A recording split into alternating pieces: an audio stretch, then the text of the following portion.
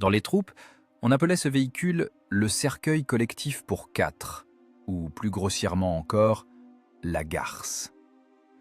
Elle n'avait pas de toit, et son blindage était si fin qu'une simple mitrailleuse pouvait le percer. Les équipages de ces canons automoteurs étaient considérés comme des condamnés à mort. Tout combat contre un char lourd allemand signifiait pour eux une fin garantie.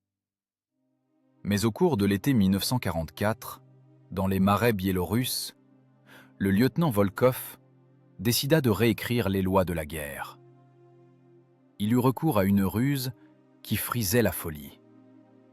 Il ne tira pas, bien que l'ennemi fût à portée de pistolet. Il offrit son dos aux Allemands. Il força 45 tonnes d'acier allemand mortel à travailler contre elles-mêmes. Ce qui se passa ensuite ne figure dans aucun manuel de combat. Ce ne fut pas un duel d'artillerie, mais une cruelle leçon de physique, où l'erreur ne se paye pas par des réparations, mais par une mort atroce dans la boue noire. Regardez jusqu'au bout pour voir comment une machine en carton a détruit un monstre d'acier sans tirer un seul coup de feu. Été 1944, Biélorussie, région de Bobrouïsk. 4 heures du matin. Le monde avait disparu. Il ne restait qu'un lait blanc et dense comme du coton. Le brouillard matinal dans ces marais n'est pas un phénomène météorologique, c'est un facteur tactique. Visibilité nulle. Les viseurs optiques sont morts. Le panorama de Hertz est inutile. Le verre est recouvert d'une pellicule huileuse de condensation qu'il faut essuyer avec la manche de sa veste matelassée toutes les 30 secondes. L'humidité est de 100%. L'air est lourd, il colle aux poumons, sent la vase pourrie, les aiguilles de pain fermentées et l'odeur âcre, incomparable, du diesel brûlé et de la graisse d'armes. C'est l'odeur de la guerre, incrustée dans les pores de la peau, dans le tissu des uniformes, dans le métal des culasses. L'équipage du lieutenant de la garde, Viktor Volkov, est assis à l'intérieur du canon automoteur Su-76M. Dans les troupes, on appelle cette machine de différentes manières. La garce, la colombine, le Ferdinand cul-nu. Ces surnoms ne sont pas des insultes, mais un constat. Le constat de la vulnérabilité. Cette machine n'a pas de toit. Le compartiment de combat est ouvert aux 4 vents, aux pluies et aux éclats. Le blindage de la casemate ne fait que 15 mm, 1,5 cm d'acier.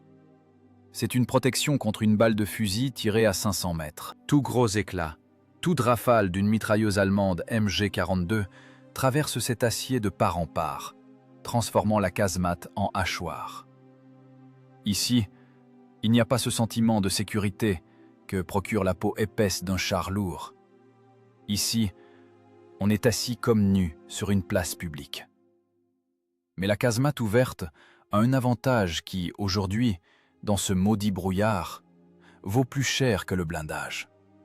C'est le son. Les tankistes dans leurs tourelles hermétiques sont sourds. Ils n'entendent que le rugissement de leur propre moteur et le grésillement de l'interphone. L'artilleur automoteur entend tout. Il fait partie du paysage acoustique de la forêt. Volkov lève la main gantée de cuir rigide. Un geste brusque, tranchant. Ordre. Moteur coupé. Le mécanicien conducteur à l'avant du châssis, recroquevillé dans son écoutille étroite, coupe le contact. Le duo de moteur gaz 203, hurlant péniblement à haut régime, se tait. Le silence s'installe. Mais ce n'est pas un silence de mort. C'est un silence rempli de bruits microscopiques qui hurlent au danger. On entend le collecteur refroidir en émettant un léger crépitement métallique. On entend une goutte de condensation tomber de la culasse du canon ZIS-3 sur le sol strié du compartiment de combat.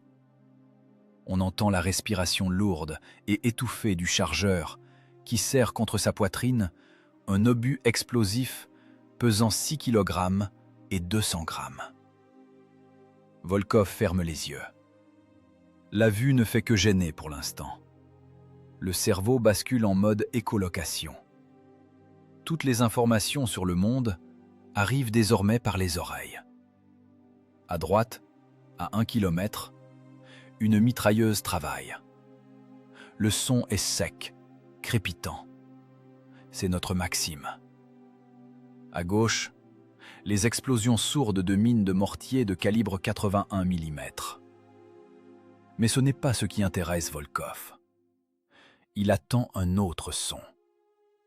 Un son qui signifie la mort. Et il arrive. D'abord, c'est juste une vibration. Le tremblement de la terre se transmet par les chenilles, par les barres de torsion de la suspension, directement dans les semelles des bottes. Le marais, malgré sa viscosité, transmet parfaitement les oscillations à basse fréquence des masses lourdes. La terre gémit. Ensuite apparaît le son. Un grondement bas, guttural. Il diffère du hurlement poussif des moteurs soviétiques. C'est l'ingénierie allemande qui fonctionne. Moteur Maybach HL230. 23 litres de cylindrée. 700 chevaux. Un bourdonnement égal, puissant, sûr de lui. Un cliquetis caractéristique s'y mêle. Les chenilles allemandes sont plus larges que les nôtres. Les axes des patins claquent différemment. C'est le bruit du métal lourd broyant le sol. Volkov ouvre les yeux et regarde ces hommes. Les visages sont gris, comme ce brouillard. Le tireur s'agrippe au volant de pointage, au point d'en avoir les jointures blanches. Le chargeur remue les lèvres, mais on n'entend pas les mots. Peut-être une prière, peut-être des jurons, peu importe. Ce qui compte, c'est la physiologie de la peur. L'adrénaline se déverse maintenant dans le sang en telle quantité que le temps commence à s'étirer. Une seconde se transforme en minute. Le cœur cogne dans les côtes comme un marteau de forge. Dans la casemate ouverte, on se sent comme une cible au stand de tir. Tu sais que là-bas, dans le brouillard, se déplacent 45 tonnes d'acier allié Krupp. Un Panthère, type 5. Le blindage frontal du Panthère fait 80 mm sous un angle rationnel de 55 degrés. L'épaisseur effective du blindage est de presque 140 mm. L'obus du canon ZIS-3 de calibre 76 mm, même sous-calibré, ricochera simplement dessus à cette distance, comme un poids contre un mur. Volkov n'a aucune chance dans un duel frontal. Un seul impact d'obus allemand de calibre 75 mm à haute vitesse initiale déchiquettera le rotomoteur léger. Les soudures éclateront, les munitions détonneront. L'équipage n'aura même pas le temps de comprendre qu'il est mort. Volkov le sait. Il est ingénieur de formation. Il construisait des ponts avant la guerre. Il pense en vecteurs, en masse et en résistance des matériaux. Il comprend, dans un choc direct, l'énergie cinétique de l'obus allemand les transformera en vapeur. La force est du côté de l'ennemi. Le blindage est du côté de l'ennemi. La puissance moteur est du côté de l'ennemi. Mais Volkov a quelque chose que le commandant allemand, assis en ce moment derrière son épais blindage et regardant par l'étroite fente du triplex, n'a pas. Volkov a la compréhension de l'inertie. Le son se rapproche. Le bourdonnement du Maybach devient plus fort. Il remplit tout l'espace, chassant l'air. On dirait que le brouillard lui-même vibre. On entend les jeunes bouleaux se briser sous les chenilles du monstre d'acier. Le craquement du bois résonne comme des coups de feu. La distance se réduit. 400 mètres, 300, 200. Dans le voile laiteux, des contours commencent à se dessiner. D'abord, c'est juste un amas de ténèbres, plus dense que le brouillard environnant. Une silhouette anguleuse. Le profil prédateur de la tourelle. Le long canon, avec son frein de bouche, ressemblant au pommeau d'une canne. Le canon pointe droit vers l'embuscade, mais le tireur allemand ne les voit pas. Il est aveugle. Il balaie simplement le secteur. Volkov expire lentement. Sa main se tend vers l'interphone. Ce n'est pas le moment de jouer au héros.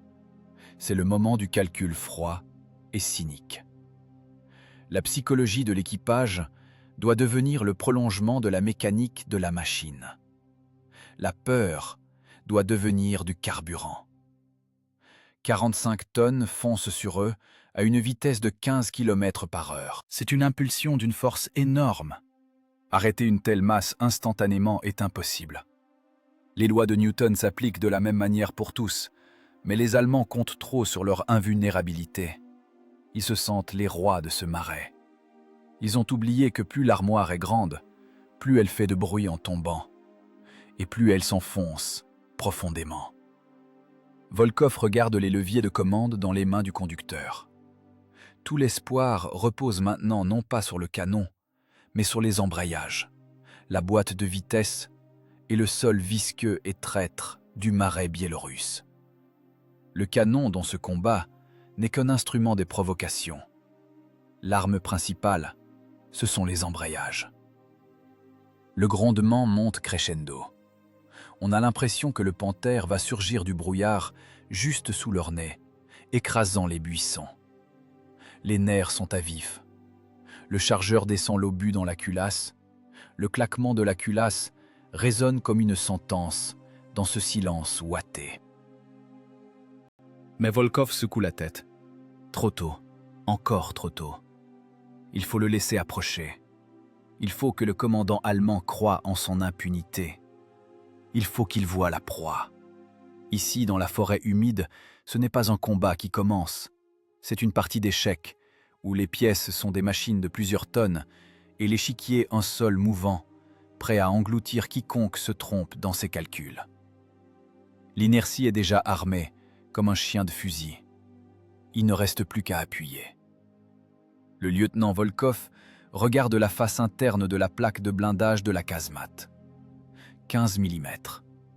1,5 cm d'acier laminé. Ce n'est pas une protection, c'est une illusion. Un placebo psychologique pour l'équipage, pour qu'il ne devienne pas fou de terreur. N'importe quel obus perforant allemand de calibre 75 mm, tiré par le canon long du panthère, ne remarquera même pas cet obstacle. Il transpercera la plaque frontale, traversera le compartiment de combat, transformant homme et mécanisme en hachis sanglants, et ressortira par l'arrière sans même s'amorcer. L'énergie cinétique du bloc d'acier allemand suffirait à percer 2 automoteurs de ce type, placés l'un derrière l'autre. Volkov connaît cette arithmétique par cœur. C'est la mathématique du suicide. Dans ce brouillard matinal se produit la rencontre de 2 époques différentes, de 2 philosophies de guerre différentes. D'un côté, le char lourd allemand Panthère, le sommet du génie technique teutonique. 45 tonnes, blindage frontal de 80 mm, incliné à 55 degrés. Cela signifie que pour un obus volant à l'horizontale, l'épaisseur du métal est de presque 140 mm. Le canon allemand KWK-42 propulse l'obus à 1000 mètres par seconde. C'est un fusil de sniper de calibre 75 mm.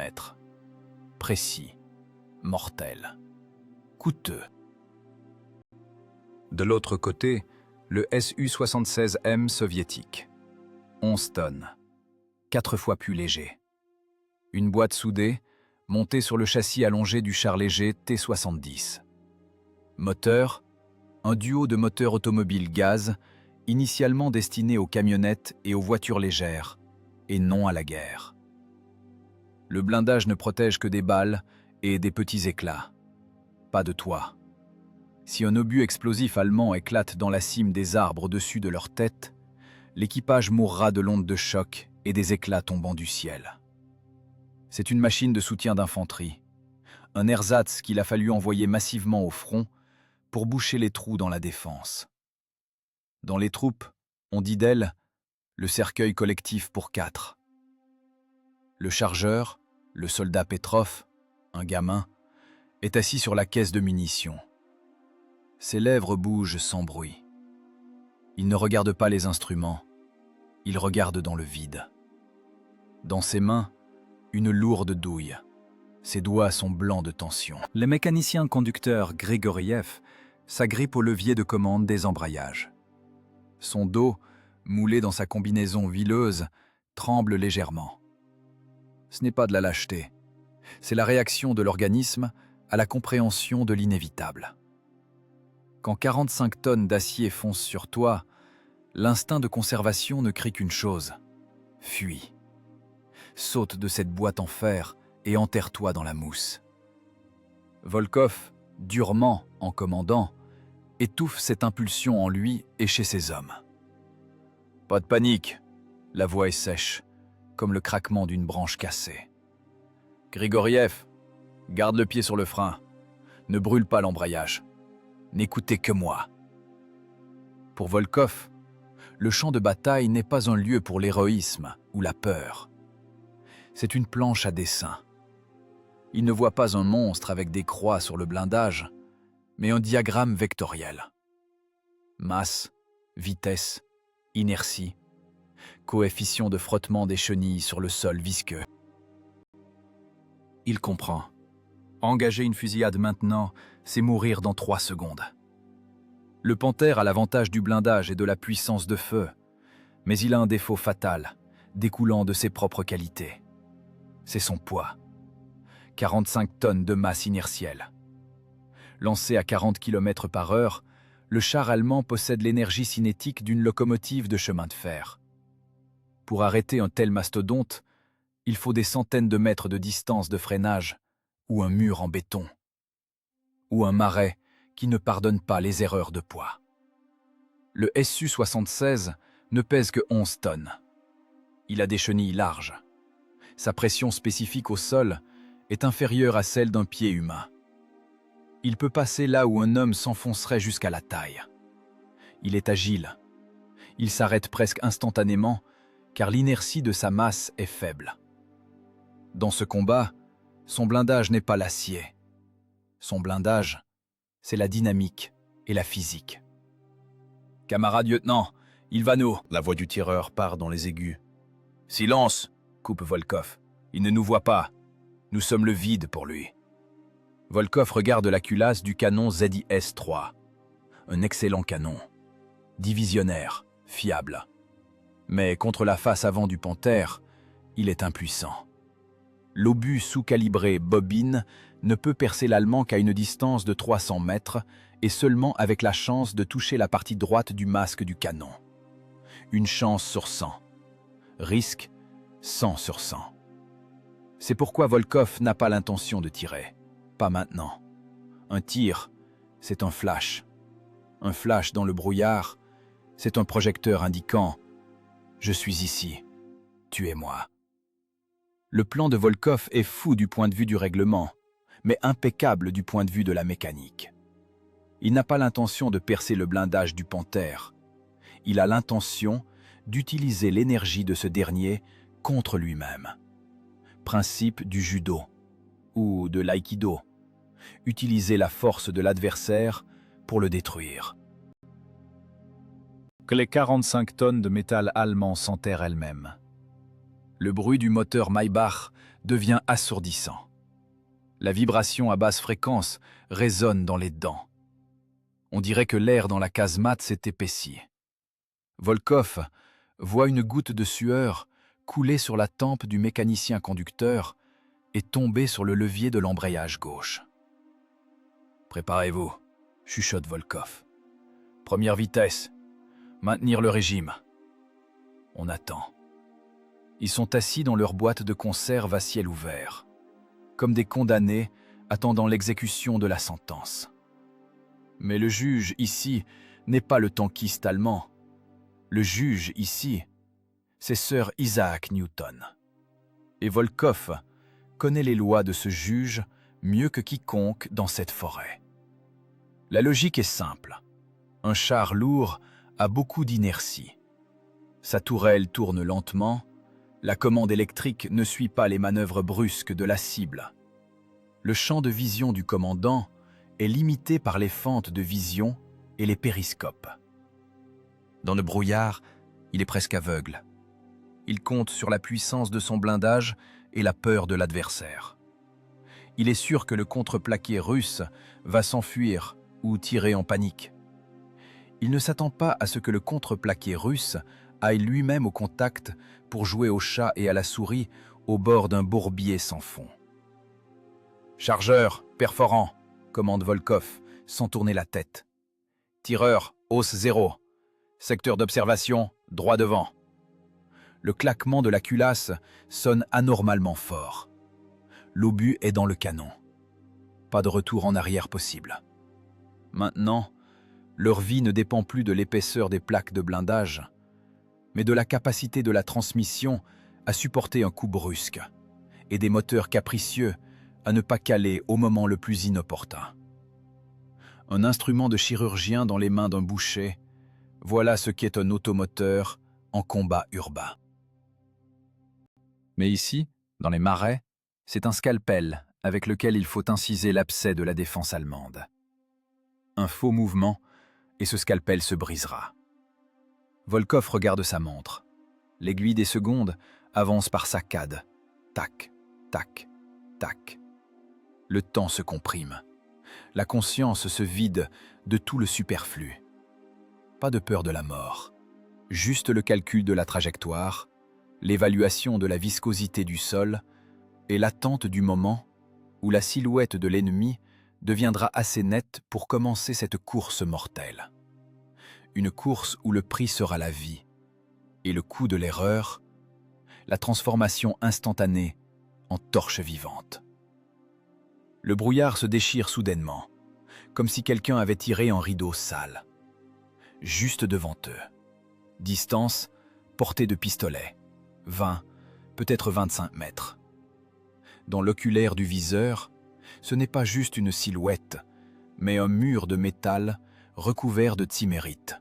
Cet enduit antimagnétique strié, ressemblant à une planche à laver figée. Le panthère est là, légèrement incliné vers l'avant. Énorme. Prédateur.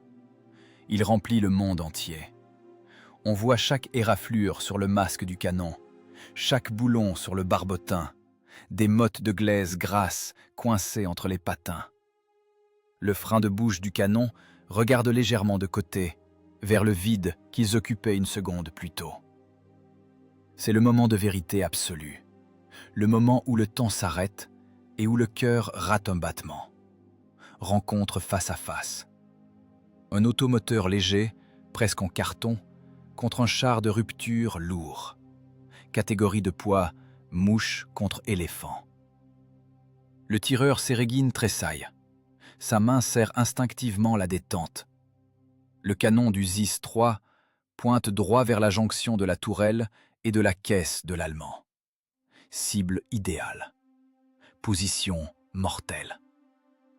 Le cri reste coincé dans la gorge. « Feu !» C'est un réflexe. C'est la peur animale exigeant une action immédiate. Frapper le premier pour survivre. « Halte !» La voix de Volkov claque comme une gifle. « Ne tirez pas !» À l'intérieur de la casemate, cela sonne comme de la folie. Ne pas tirer quand l'ennemi est à 20 mètres, quand tu regardes dans la gueule noire de son canon. Mais Volkov a raison. Il est le seul dans cet enfer à garder la tête froide de l'ingénieur. Un tir à cette distance est une erreur. L'obus frappera le blindage, certes. Il brisera peut-être une chenille ou coincera la tourelle, mais il ne tuera pas la bête. Le blindage frontal du panthère tiendra. En revanche, le flash du tir dans cet air épais et saturé d'humidité aveuglera instantanément son propre équipage. Les gaz de poudre créeront devant la casemate un nuage impénétrable. Ils perdront l'orientation. L'Allemand, non. De plus, un tir est un point final. C'est la fin du dialogue. Or, Volkov a besoin de points de suspension. Il a besoin d'une provocation. Il n'a pas besoin d'endommager le char, mais de l'obliger à bouger, de l'obliger à commettre une erreur. Dans la machine allemande aussi, c'est le choc. Il ne s'attendait pas à voir des Russes si près. Ils cherchaient des canons anti-chars dans les buissons et sont tombés sur un automoteur insolent au milieu du sentier. La tourelle du Panthère commence à tourner, lentement, atrocement lentement. L'hydraulique bourdonne, essayant de faire pivoter le mastodonte de plusieurs tonnes avec son long canon. 75 mm de mort rampe vers la casemate du Su-76. À une distance si courte, la vitesse angulaire et la cible est énorme. Le tireur allemand tourne les volants. Ses mains doivent voler, mais on ne trompe pas la physique. L'inertie de la tourelle joue contre lui. Le canon est en retard. Il n'arrive pas à suivre l'instant. Volkov voit les pupilles du conducteur se dilater. Grigoriev regarde la tourelle tourner comme un lapin regarde un boa. Encore une seconde, et le canon les regardera droit en face. Et alors, c'est la fin. L'obus explosif les déchiquettera. « Arrière !» hurle Volkov, couvrant le bruit du sang dans ses oreilles. « Plein gaz, arrière ! Vers le chemin de Ronda ! Vas-y, mon grand, fonce !» Grigoriev reprend ses esprits. Les mains retrouvent la mémoire musculaire. Le pied gauche débraye, la main droite enclenche le levier de marche arrière avec un craquement. Gaz à fond. Les moteurs gaz 203 hurlent à la limite du régime. Ce hurlement n'est pas une chanson. C'est un râle d'agonie. La transmission reçoit un coup monstrueux. Les arbres de transmission se tordent, prêts à rompre. Les patins mordent dans le sol mouvant, projetant des fontaines de boue vers l'avant, vers l'Allemand. La machine légère de 11 tonnes tressaute comme si elle avait été piquée et bondit en arrière.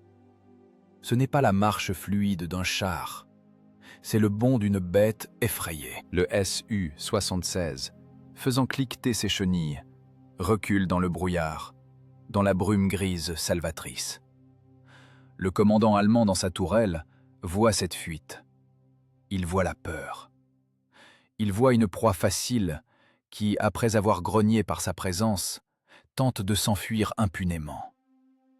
La psychologie du chasseur s'enclenche instantanément. L'instinct du prédateur l'emporte sur la prudence du règlement. Les Russes fuient. Ils sont paniqués, achevés, écrasés. « Vorwärts !» l'ordre résonne dans le casque allemand. « En avant !» La tourelle du Panthère cesse sa rotation inutile. Pourquoi tourner la tête si on peut faire pivoter tout le corps? Pourquoi viser si on peut simplement rattraper et tirer à bout portant dans la fine poupe de la boîte de conserve en fuite? Ou simplement lui passer dessus avec les chenilles, la transformant en galette avec son équipage? Volkov entend la tonalité du moteur allemand changer. Le bourdonnement régulier fait place à un rugissement agressif. Le régime monte. Le cliquetis des chenilles accélère. Le poisson a mordu. L'hameçon a fonctionné. Le bloc de 45 tonnes a bougé et commencé à accélérer. « Ne pas foncer !» commande Volkov, se tenant à la main courante pour ne pas être éjecté de la casemate sur les bosses. « Gardez la distance, excite-le, montre-lui ton cul, Grigoriev, qu'il croit qu'on a fait dans notre froc. » C'est la partie la plus dangereuse du plan. Un jeu du chat et de la souris au bord du précipice. Si Grigoriev va trop vite, l'Allemand les perdra dans le brouillard et s'arrêtera. S'il va trop lentement, il recevra un obus dans le compartiment moteur. Il faut rester sur le fil du rasoir. Être visible, mais hors d'atteinte. Être pitoyable, mais rapide. Le Su-76 recule sur l'étroit chemin de Ronda, le seul sentier solide au milieu du marais sans fond.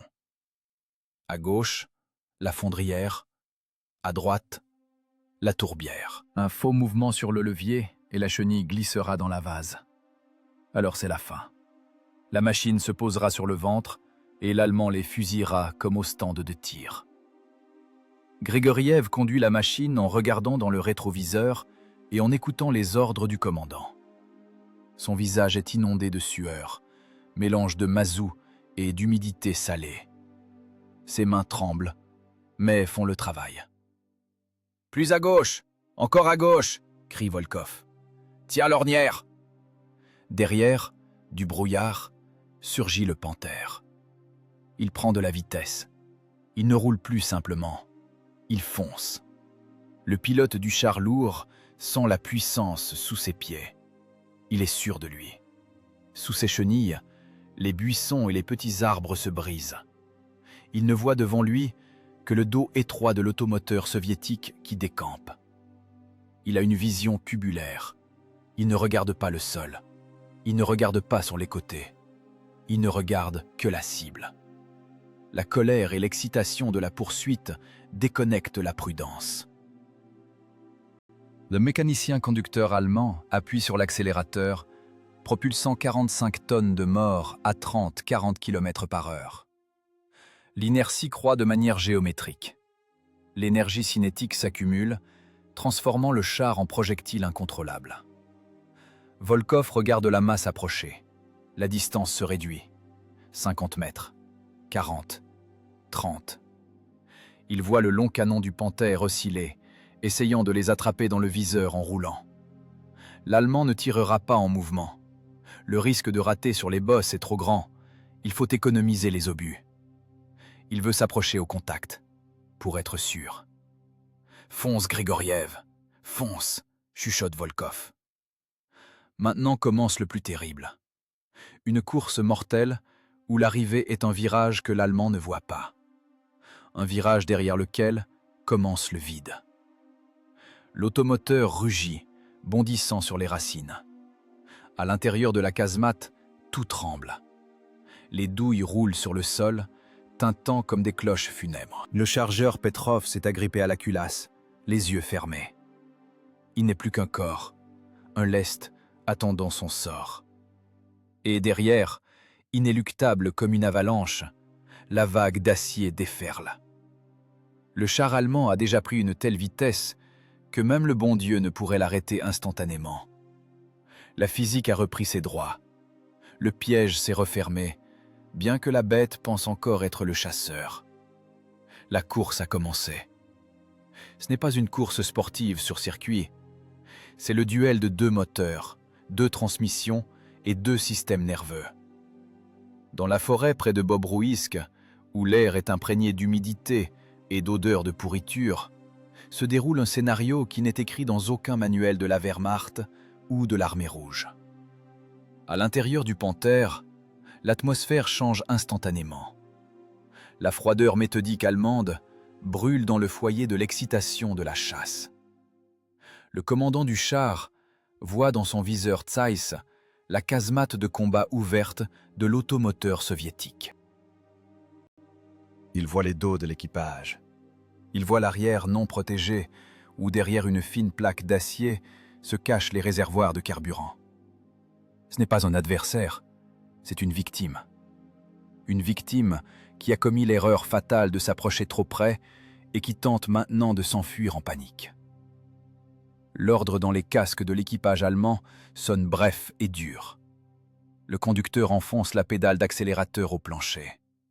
Le moteur Maybach de 700 chevaux répond par un rugissement bas et vibrant.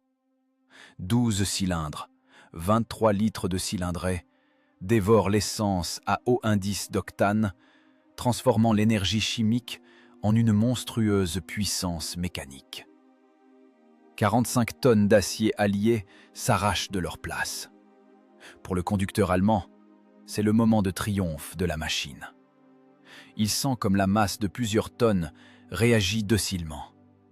Les chenilles de 660 mm de large mordent le sol, éjectant la boue. Le char prend de la vitesse, 10 km/h, 20, 30. Le panthère est créé pour les grands espaces, pour les steppes d'Ukraine ou les champs de France, où il peut exploiter son avantage balistique et son blindage. Mais ici, dans un couloir étroit au milieu des marais, il se transforme en bélier. Il n'a pas besoin de tirer, il lui suffit de rattraper.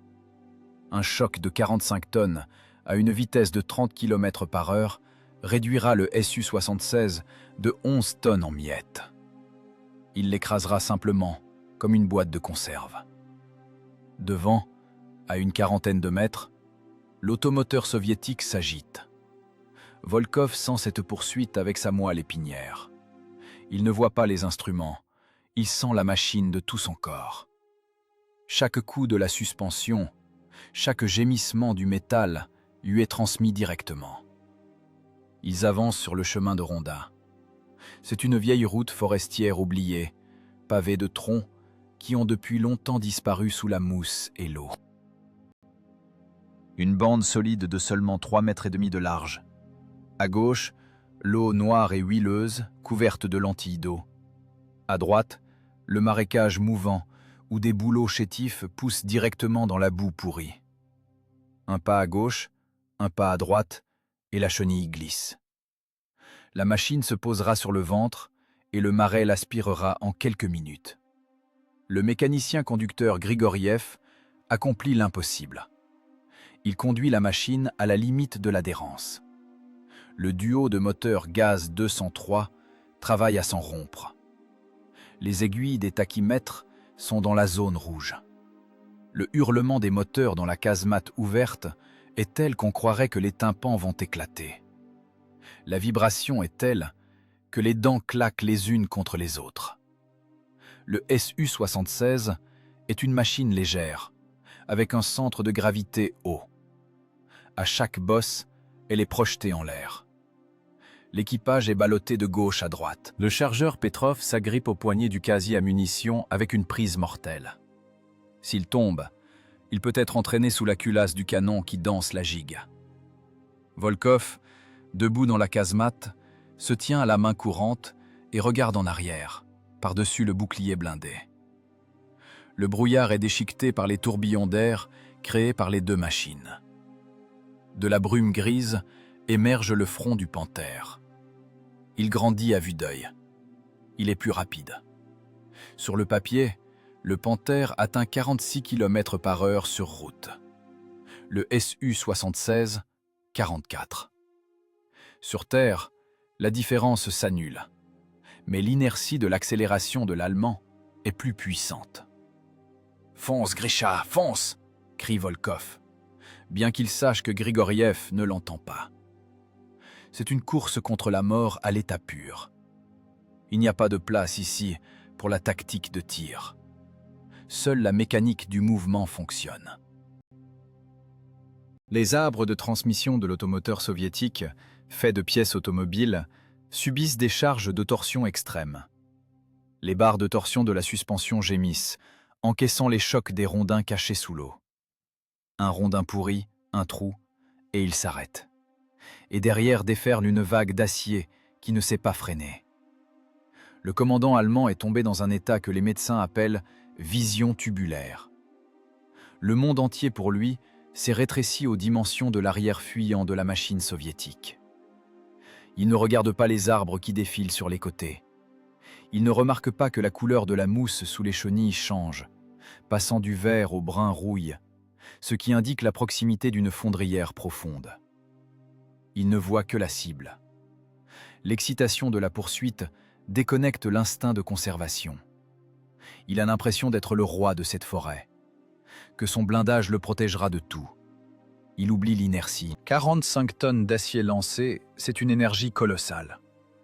L'énergie cinétique est égale à la moitié du produit de la masse par le carré de la vitesse. Plus il va vite, plus son char devient effrayant. Mais cette même force le rend otage de sa propre vitesse. Le char devient un projectile volant sur une trajectoire. Diriger un tel projectile sur un chemin de rondins glissant est une illusion de contrôle. La distance se réduit à 20 mètres. Volkov voit des langues de feu bleu sortir des pots d'échappement du panthère. Le mélange trop riche finit de brûler dans les collecteurs. L'Allemand tire tout ce qu'il peut du moteur. Il savoure déjà l'impact. Il voit comment l'arrière de la garce saute, comment elle remue du train pour essayer de rester sur les rondins glissants. La terre tremble. Ce n'est pas une métaphore. Le sol marécageux agit comme une membrane, transmettant les chocs des chenilles du char lourd à des centaines de mètres à la ronde. L'eau des flaques ondule, les aiguilles tombent des branches. Les oiseaux se sont envolés depuis longtemps, effrayés par ce vacarme infernal. Volkov regarde devant. Là-bas, le brouillard devient plus dense. Là, derrière le mur de lait blanc, se trouve le point de non-retour. Un virage brusque du chemin de Rondin à 90 degrés. La seule voie de salut. Mais pour y entrer, il faut faire ce qui contredit l'instinct de survie. L'Allemand ne voit pas ce virage. Pour lui, la route est droite. Pour lui, la poursuite est une ligne droite. Il est sûr que les Russes fuient simplement tout droit pour sauver leur peau. Cette certitude est sa condamnation. « Parez à la manœuvre !» hurle Volkov en se cassant la voix. Il sait, le point culminant arrive. La physique va présenter sa facture. Toute l'énergie cinétique accumulée du char allemand, toute la puissance de ses 700 chevaux, toute la rage de ses 45 tonnes de poids, tout cela doit travailler contre lui. L'automoteur vole sur les rondas, éclaboussant de boue. Vitesse limite pour ces conditions, 35 km/h. On dirait que la machine va se désintégrer en boulons et écrous. Mais elle tient. L'acier soviétique, grossier, imprécis mais endurant, tient le choc. Volkov compte les secondes. 1, 2, 3.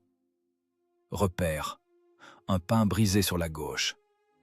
Dès qu'ils seront à sa hauteur, il faudra tirer le frein d'urgence. Derrière, on entend déjà le crissement du métal. Ce sont les chenilles du panthère qui griffent le sol tout près. L'Allemand est sûr d'avoir la proie dans sa poche. Il n'essaie même pas de tirer à la mitrailleuse.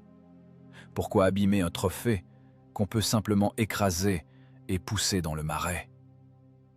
La course arrive dans la dernière ligne droite. Sauf que le ruban d'arrivée ici n'est pas une bande de tissu, mais la frontière entre la terre ferme et la fondrière sans fond. Et un seul est destiné à franchir cette frontière. Le cœur bat dans les tempes si fort que ce rythme couvre le hurlement de la transmission, le bourdonnement du sang. Tac, tac, tac. Le lieutenant Volkov ne regarde pas sa montre. Au combat, le cadran est inutile. Au combat, le temps se mesure non pas en secondes, mais en coups de piston et en mètres dévorés par les chenilles. Il reste 100 mètres avant le virage salvateur, mais mortellement dangereux. Devant, à travers les déchirures du brouillard, commence à apparaître un faux repère. C'est une clairière. Plate, couverte d'une herbe tendre, vert émeraude, poudrée de rosée matinale. Sur la carte d'état-major, un sol dur est indiqué ici. Mais les cartes mentent. Les topographes les ont dessinées depuis des avions, sans descendre dans cette boue pourrie. Volkov a marché ici il y a 2 jours. Il sait, cette belle clairière est une lentille de marais classique. Au-dessus, un fin tapis de racines entrelacées et de mousse, une couche de tourbe de seulement 20 cm d'épaisseur. Et en dessous, 3 mètres de tourbe liquide, un abîme noir qui n'a pas de fond. C'est un piège parfait. La nature l'a créé il y a 1000 ans, et Volkov a décidé de l'utiliser ce matin. Le chemin de Rondin sur lequel il fonce fait un coup de brusque, non naturel, vers la gauche. Un virage à angle droit, 90 degrés. Pour un véhicule à chenilles, une telle manœuvre à cette vitesse est une garantie quasi certaine de déchenillage. Si le patin saute de la roue motrice, la machine perd instantanément le contrôle, se met en travers de la route et est éjectée dans le fossé, dans ce même bourbier qu'il tente d'éviter. Mais il n'y a pas d'autre issue. Soit risquer la suspension, soit recevoir un obus de 75 mm dans l'arrière-train. Le son derrière atteint son paroxysme. Ce n'est plus juste le grondement du moteur. C'est une pression physique. L'onde sonore du Maybach frappent la nuque comme un objet lourd et contondant. Le panthère allemand colle à leur queue. La distance s'est réduite à 15 mètres. Dans le rétroviseur, Grigoriev ne voit que l'énorme plaque inclinée du blindage frontal et le frein de bouche qui danse de haut en bas au rythme des bosses. Le commandant allemand exulte. Il voit devant lui une fuite panique. Il voit l'automoteur russe foncer droit sur la clairière plane. Pour lui, le tableau du combat est cristallin. Les Russes ont perdu l'orientation dans le brouillard et se ruent vers l'espace ouvert pour tenter de prendre de la vitesse ou de faire demi-tour. Il ne sait rien du virage. Le chemin de Rondin est caché sous une couche de boue et d'eau, il se fond dans le paysage. Pour l'Allemand, seul existe le vecteur de mouvement de la cible. Et ce vecteur mène droit au centre de la pelouse verte. Volkov sent la vibration de tout son squelette. Les 45 tonnes d'acier qui foncent derrière créent un effet de tremblement de terre. L'inertie de cette masse est monstrueuse. Si le panthère les percute maintenant, il ne sentira même pas le choc. Il passera simplement sur le Su-76 de 11 tonnes, l'aplatira comme une crêpe, mélangeant le métal aux os de l'équipage, et continuera sa route. L'énergie cinétique du char allemand est maintenant égale à l'énergie d'un train express. Arrêter cela instantanément est impossible. La physique est implacable. La distance de freinage d'une telle masse sur un sol glissant sera de plusieurs dizaines de mètres. Dans la casemate, ça sent l'ozone et le métal surchauffé. Le chargeur Petrov est assis, la tête rentrée dans les épaules. Il sent ce regard dans son dos, le regard de la gueule noire du canon allemand. Il sait que le blindage arrière ne fait que 15 mm. Ce n'est même pas un blindage. C'est un couvercle de cercueil. N'importe quelle rafale de mitrailleuse les transpercera maintenant. Mais l'Allemand ne tire pas. Il veut écraser. Il veut sentir le craquement. C'est du sadisme, né d'un sentiment de supériorité absolue.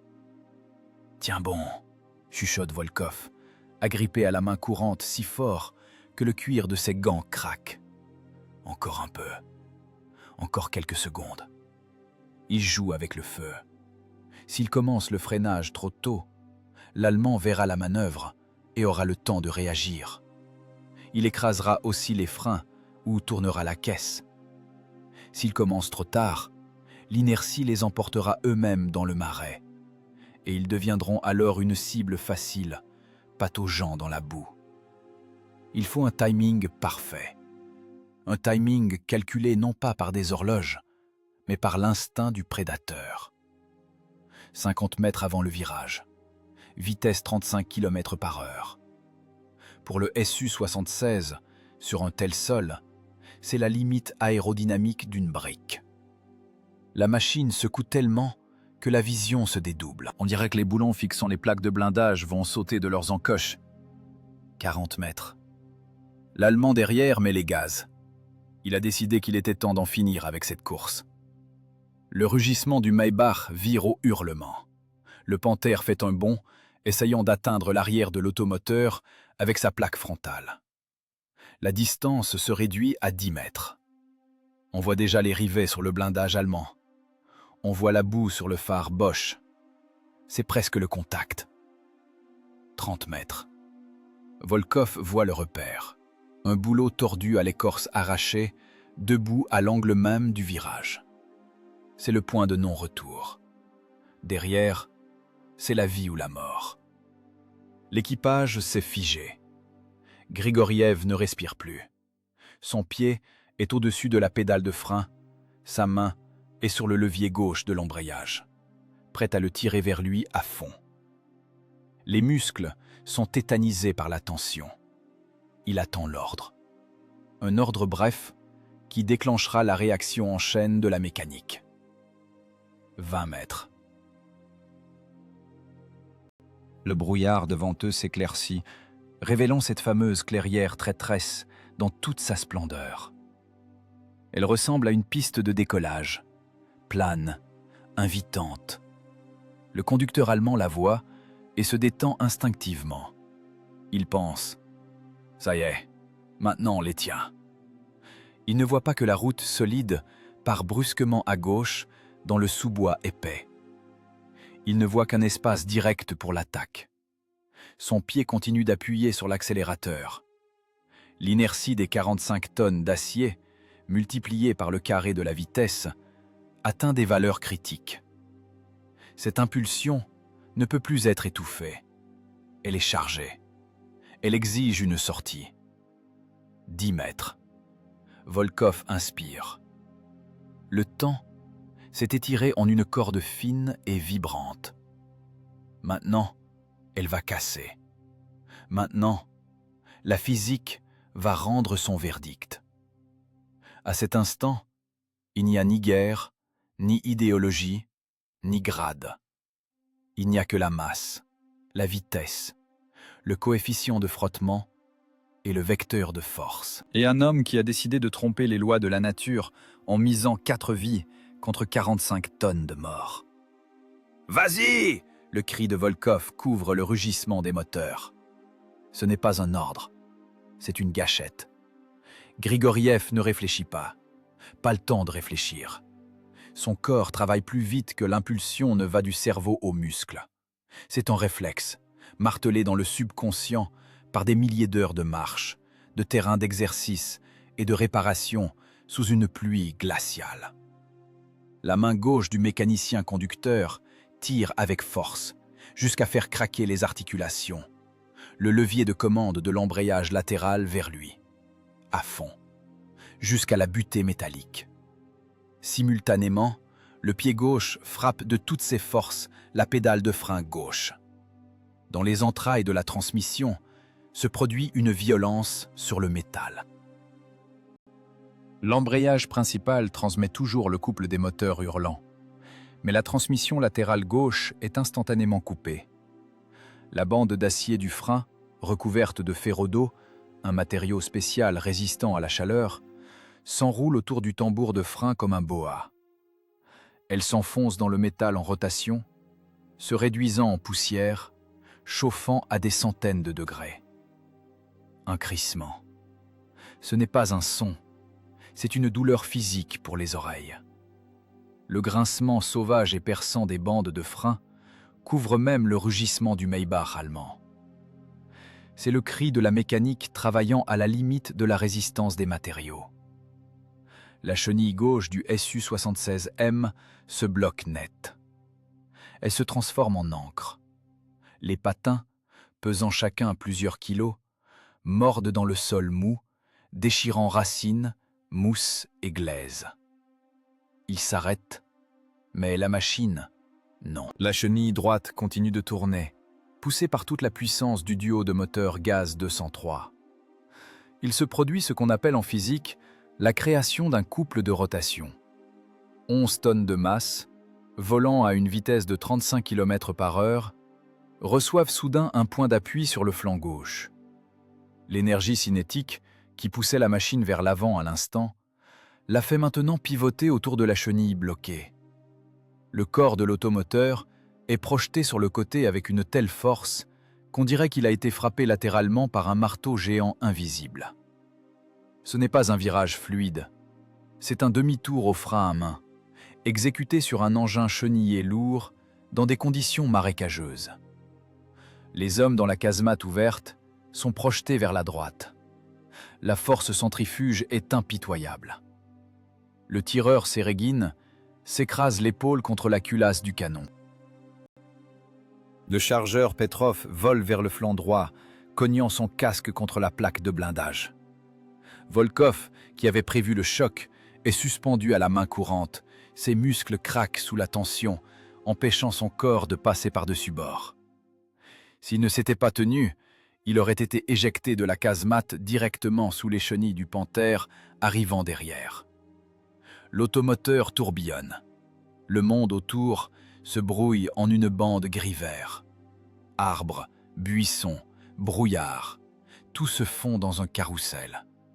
La terre vole en motte dans la casemate, collant au viseur, au visage, aux combinaisons. L'angle du virage augmente. 30, 60, 90. La machine se retrouve en travers du chemin de Ronda, le nez pointant droit vers le fourré, vers l'ouverture salvatrice entre les arbres que Volkov avait repérée 1 minute plus tôt. La poupe, où se trouve le blindage fin et les réservoirs de carburant, quitte la ligne de mire. « Stop !» râle Volkov, bien que personne ne l'entende. Grigoriev sent le moment. Il relâche le frein et débraye l'embrayage principal, rompant le lien entre le moteur et les chenilles. La machine pique du nez, la suspension se comprime à fond, les barres de torsion gémissent, absorbant l'inertie résiduelle. L'automoteur se fige. Il se tient à la limite même de la terre ferme. Juste derrière sa poupe commence cette fameuse clairière traîtresse, la lentille marécageuse recouverte d'herbe émeraude. Dans la casemate règne une odeur épaisse et âcre. Ça sent l'amiante brûlée des garnitures de frein. Une odeur forte, chimique, qui gratte la gorge. Une fumée bleuâtre monte du compartiment de transmission. Les tambours de frein ont chauffé au rouge. Si on jetait de l'eau dessus maintenant, ils exploseraient en vapeur. Mais la machine a tenu. L'acier soviétique, que les Allemands appellent avec mépris « grossier », a supporté une surcharge qui aurait déchiré une technique plus complexe et délicate. À cet instant se produit l'essentiel, la séparation des vecteurs. Le vecteur de mouvement du Su-76 est brisé à angle droit. Il a quitté la trajectoire. Mais le vecteur de mouvement du Panther allemand est resté le même. L'inertie est le phénomène le plus têtu de l'univers. La première loi de Newton stipule « Un corps continue son mouvement rectiligne et uniforme tant qu'aucune force extérieure n'agit sur lui. » Aucune force extérieure n'agit encore sur le Panther. Il est trop lourd. Volkov, respirant difficilement, tourne la tête vers la gauche. Il regarde là où se trouvait leur arrière-train il y a un instant. À travers le brouillard qui se dissipe, une ombre noire passe en trombe. C'est le Panther.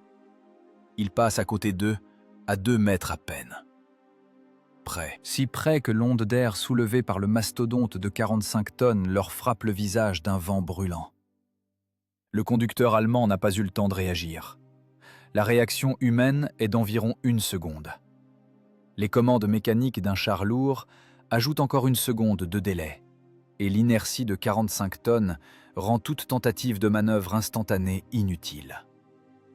L'Allemand a vu l'automoteur russe se casser soudainement, contre toute logique, et sauter sur le côté, dans les buissons. Pour lui, cela ressemblait à de la magie. La cible était dans le viseur, et soudain, le vide. Devant lui, s'ouvrait cette belle clairière plane. La piste de décollage. Il appuie encore sur les gaz. Son pied n'a simplement pas eu le temps de quitter la pédale. Le cerveau traite encore la disparition de la cible alors que la machine fonce déjà dans le piège. Le fracas des chenilles allemandes est assourdissant. La terre sous le Su-76 tremble quand le monstre d'acier passe en trombe. On voit tourner les énormes galets du Panther, disposés en quinconce. On voit la suspension tendue. On voit la croix sur le flanc, éclaboussée de boue. Volkov voit le visage du commandant allemand dans la coupole. Il a tourné la tête. Une fraction de seconde, leurs regards se sont croisés. Dans les yeux de l'Allemand, pas de peur, de la perplexité. Il ne comprend pas pourquoi les Russes se sont arrêtés. Il ne comprend pas pourquoi ils ont cédé le passage. Il pense avoir gagné, que les Russes ont simplement eu la trouille et ont viré dans le fossé. Il ne sait pas encore qu'il est déjà mort. Le Su-76 est là, oscillant légèrement sur ses ressorts. Les moteurs tournent au ralenti, émettant un bruit irrégulier. Ce son semble être le silence comparé à l'enfer qui régnait il y a une seconde. L'équipage reprend ses esprits. Serogin essuie le sang de sa lèvre fendue. Il s'est cogné contre le viseur. Petrov se relève du sol, se tâtant le flanc. Grigoriev est assis immobile, ses mains serrent toujours les leviers, ses doigts sont tétanisés au point qu'il faudra les déplier de force.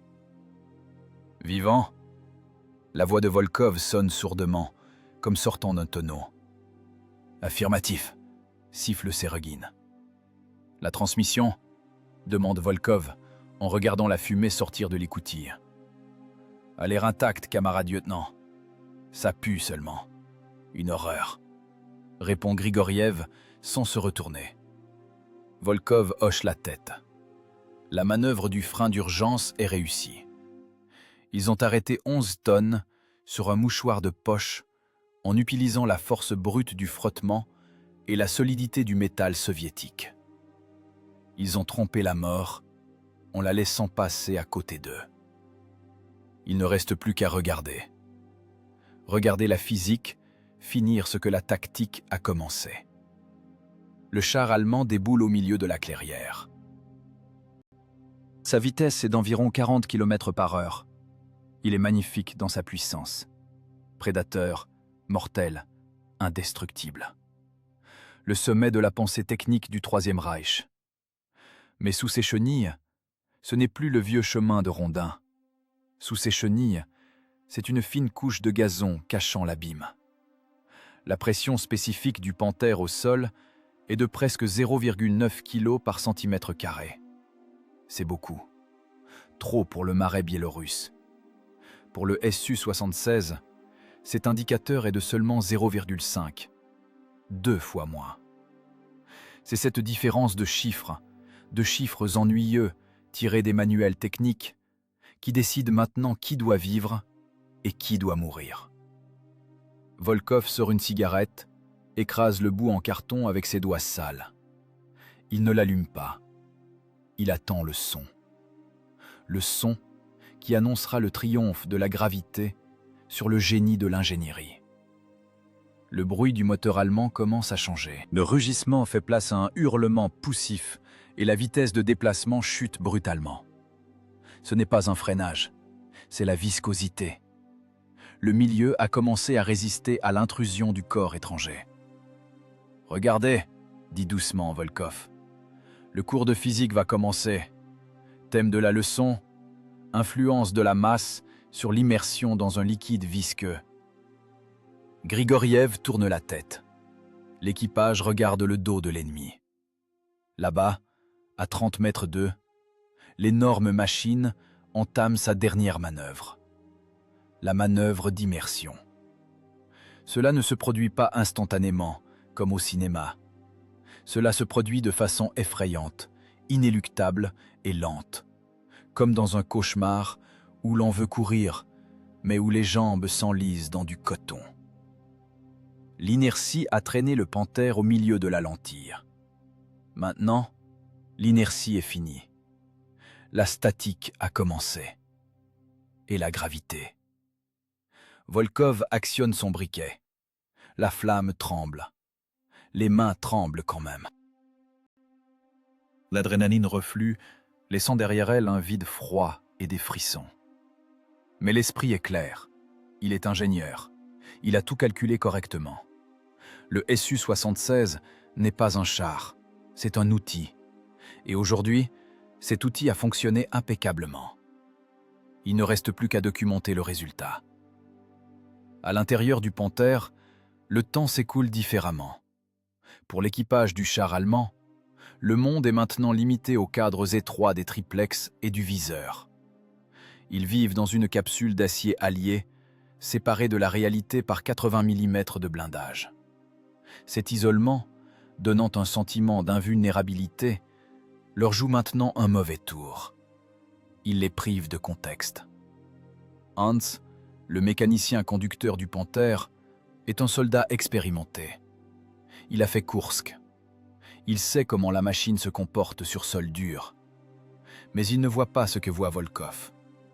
Il ne voit pas que la piste de décollage, devant lui, est un mirage. Quand l'automoteur russe part brusquement à gauche, disparaissant dans les broussailles, Hans éprouve une seconde de confusion. La cible a disparu. Le vecteur d'attaque a buté sur le vide. Son cerveau, réglé sur la poursuite, n'a pas le temps de changer de registre. Le pied appuie toujours sur la pédale d'accélérateur, envoyant le mélange enrichi dans le moteur. Les 45 tonnes de métal volent par inertie encore 20 mètres. C'est juste 2 secondes de temps. Mais pendant ces 2 secondes, le char quitte définitivement le chemin de rondins solides. Les chenilles quittent les rondins pourris, mais porteurs de la route forestière, et atterrissent sur ce fameux tapis émeraude. À cet instant, la physique change les règles du jeu. Le coefficient d'adhérence des patins d'acier avec le sol chute catastrophiquement. S'il était de 0,7 sur le chemin de rondins, sur la mousse humide sous laquelle se trouve la boue, il tend vers 0,2. C'est comme sortir en pneu d'été sur de la glace vive. Hans comprend enfin, quelque chose ne va pas. Le char cesse d'obéir au volant. Il sent une étrange douceur de roulement. La vibration des rondins a disparu. La machine flotte. L'instinct hurle au danger. La réaction s'enclenche. Il tape sur les freins des 2 pieds. C'est une erreur fatale. Sur une route dure, un freinage d'urgence aurait arrêté la machine, même en dérapage. Mais ici, sur une surface mouvante, le blocage des chenilles entraîne la perte de contrôle. Les chenilles cessent de tourner, mais le char ne s'arrête pas. Il se transforme en une luge d'acier géante. L'énergie cinétique accumulée dans les 45 tonnes de masse lancée à 40 km/h n'a disparu nulle part. Elle doit aller quelque part. Selon la loi de conservation de l'énergie, elle doit se transformer en chaleur de frottement ou en déformation. Mais il n'y a pas de frottement. La mousse agit comme un lubrifiant. Le char glisse. Il est emporté vers l'avant à la même vitesse. Hans tourne le volant avec horreur, essayant de redresser la machine, mais le panthère ne réagit pas. Il est devenu un projectile balistique. Le lien entre le conducteur et le sol est rompu. Maintenant, seule l'inertie dirige le char. La machine commence à pivoter. L'arrière, plus lourd à cause du moteur, essaie de doubler l'avant.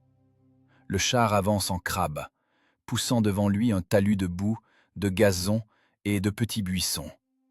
Ce talus grandit, mais il ne peut arrêter l'avalanche d'acier. Du point de vue de l'observateur, c'est effrayant.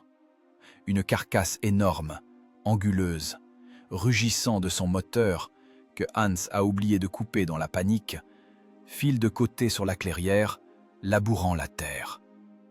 Elle est incontrôlable. Elle est condamnée. À l'intérieur du compartiment de combat, l'équipage est ballotté comme des poupées. Le commandant du char est éjecté de son siège et se cogne l'épaule contre la culasse du canon. Le chargeur tombe au sol, se blessant les jambes sur les casiers à obus. Les cris dans l'interphone sont couverts par le grincement. Et puis, le gazon finit.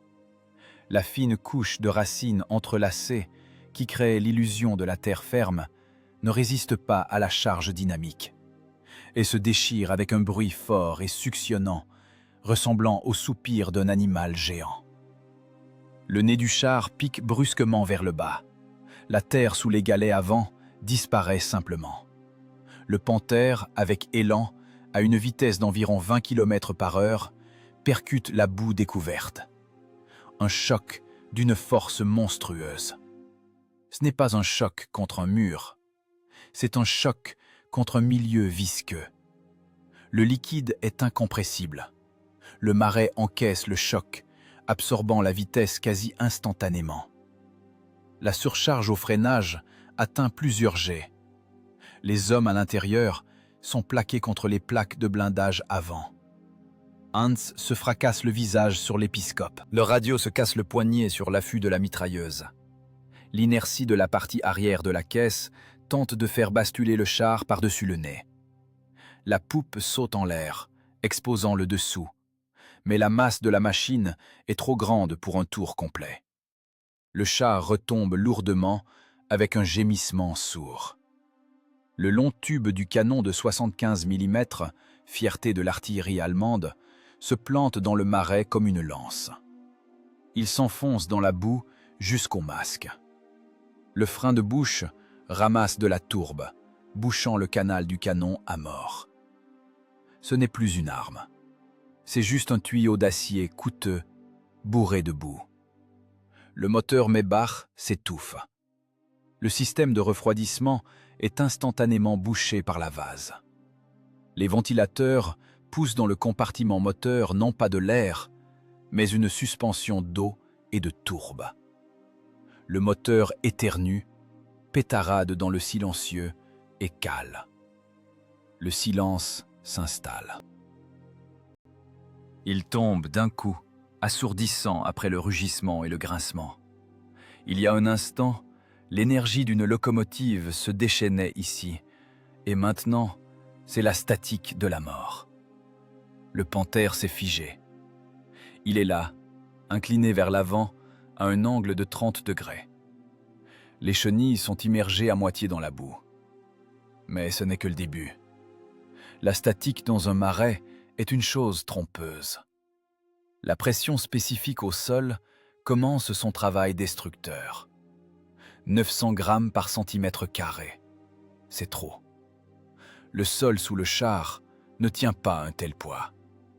Il coule. Le char commence à s'enfoncer, lentement, à peine perceptible à l'œil, mais inéluctablement. À l'intérieur du char, la panique fait place au choc. L'équipage est contusionné par le choc. Les oreilles bourdonnent. Une odeur de sang et d'essence flotte dans l'air. Ils ne comprennent pas encore que le combat est fini. Ils pensent qu'ils sont juste coincés. Ils ne savent pas encore que ce marais ne relâche pas ses prisonniers. Hans essaie de démarrer le moteur. Le démarreur siffle, entraînant le vilebrequin, mais pas d'allumage. Les pots d'échappement sont déjà sous l'eau. Les gaz n'ont nulle part où sortir. Le moteur est mort.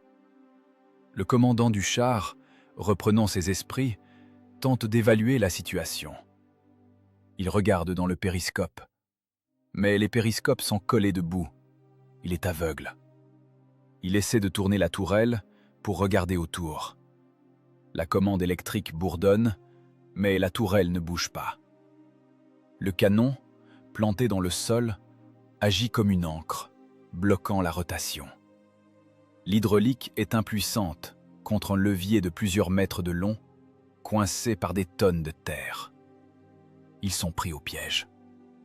Dans un cercueil d'acier coûtant 117 000 Reichsmark, 70 mètres derrière, à la lisière de la forêt, Volkov baisse ses jumelles. Il ne sourit pas.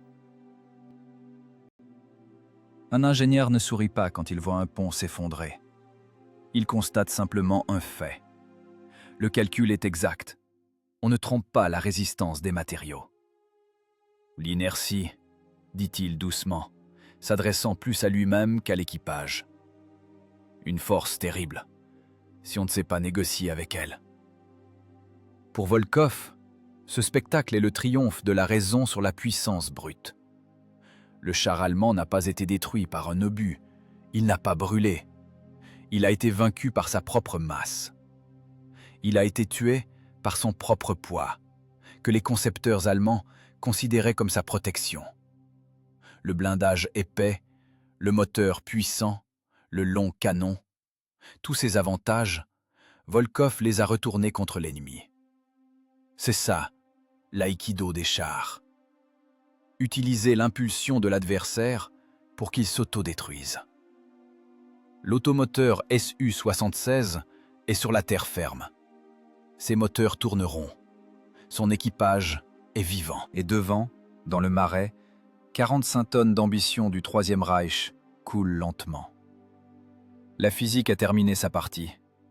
Maintenant commence la chimie. La chimie de la décomposition et de la rouille. Mais avant cela, il y aura un autre acte, la psychologie des condamnés. Le silence qui suit le rugissement d'un combat de chars est plus effrayant que le vacarme lui-même. Il n'est pas naturel. Dans la forêt, les oiseaux ne chantent pas, les sauterelles ne stridulent pas. Tout ce qui vit s'est figé, écrasé par le bruit infernal qui vient de s'apaiser. Il ne reste qu'un son, ressemblant à une respiration lourde, asthmatique. C'est le marais qui respire, digérant sa proie. Le panthère allemand ne ressemble plus à un prédateur. Maintenant, ce sont juste 45 tonnes de ferraille morte ayant violé les lois de la statique des sols. Elle s'est figée, piquant du nez dans la fondrière, à un angle de 30 degrés. Le canon long, dont ils étaient si fiers, est entré dans la boue jusqu'au masque, comme une cuillère dans de la crème épaisse. Maintenant, ce n'est plus un outil de meurtre, c'est une encre. Le processus que les ingénieurs appellent consolidation du sol et les soldats la mort de la machine commence. La pression spécifique des chenilles du panthère est de presque 900 grammes par centimètre carré. Cette pression dépasse la capacité portante du coussin de tourbe par 3 fois. La physique travaille ici sans émotion, comme une guillotine. Sous le poids de la machine, la structure du sol se détruit. L'eau est chassée des pores de la tourbe et le char commence à s'enfoncer. Pas par à-coups, mais doucement, centimètre par centimètre. À l'intérieur de la boîte en acier se déroule maintenant un enfer que personne ne verra de l'extérieur. L'équipage, contusionné par le choc contre le blindage frontal, reprend ses esprits et réalise sa situation. Ça sent l'essence renversée, le sang et la pourriture de marais qui s'infiltrent déjà à l'intérieur par les fentes et la trappe d'évacuation d'urgence dans le plancher. Volkov observe l'agonie de l'ennemi aux jumelles. Il voit la coupole du commandant du panthère bouger. L'écoutille s'entr'ouvre de quelques centimètres, mais se referme aussitôt. Apparemment, la caisse s'est déformée à l'impact et la serrure s'est coincée. Ou, plus probablement, le lourd couvercle de l'écoutille ne cède simplement pas à cause de l'angle d'inclinaison. Pour l'ouvrir, il faut pousser le poids vers le haut, en vainquant la gravité. Et il n'y a pas d'appui sous les pieds. Le sol se dérobe. Le char gîte de plus en plus fort. Le mécanicien conducteur et le radio, assis à l'avant de la caisse, sont condamnés les premiers. Leurs écoutilles se trouvent sur la plaque frontale supérieure. Maintenant, cette plaque est déjà immergée dans la boue. Au-dessus de leur tête, une tonne de boue visqueuse. Ouvrir les écoutilles est impossible. La pression hydrostatique du marais appuie sur les volets d'acier avec une force de plusieurs centaines de kilos. Ils sont emmurés. Ils crient, frappent du poing contre le blindage, mais ce son ne sort pas.